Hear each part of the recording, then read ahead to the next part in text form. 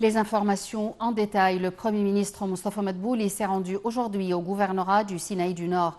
Lors de sa visite, M. Madbouli a affirmé que la deuxième phase du développement du Sinaï sera lancée prochainement. Plus de détails sur la visite du Premier ministre avec Shahinaz Ismail.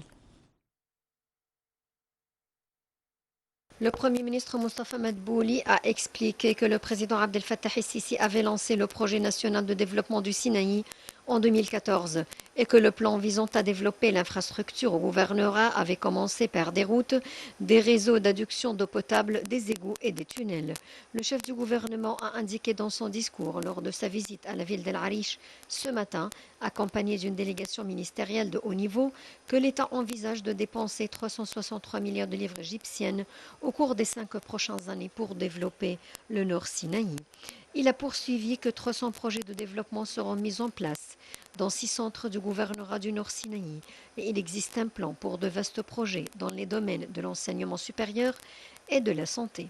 M. Madbouli a expliqué que les habitants du Nord Sinaï trouveront d'excellentes opportunités d'emploi dans les années à venir et que l'État met en œuvre d'énormes projets dont le financement dépasse de 3 fois celui du haut barrage.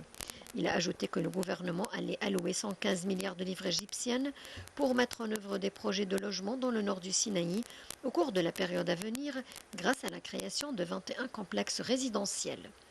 Le Premier ministre a déclaré qu'il était heureux de représenter le président Abdel Fattah el-Sisi pour lancer la deuxième phase du développement du Sinaï.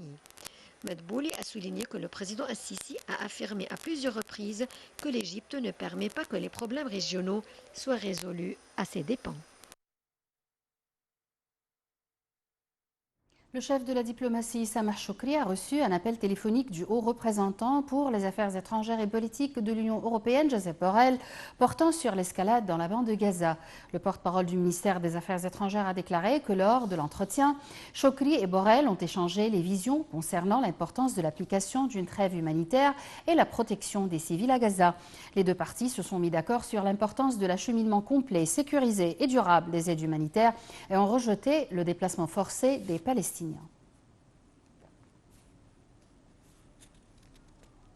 Le ministre des Affaires étrangères Sameh Choukri s'est entretenu au téléphone avec son homologue sud-coréenne Park Jin de l'escalade militaire à Gaza.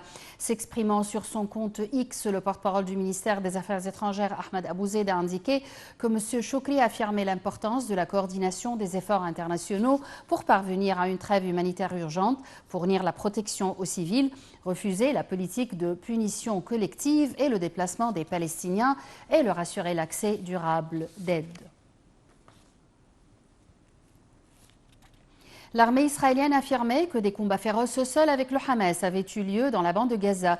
Ces combats interviennent alors que les appels à une trêve humanitaire restent sans suite, malgré les cris d'alarme des ONG et alors que 8 525 Palestiniens, dont 3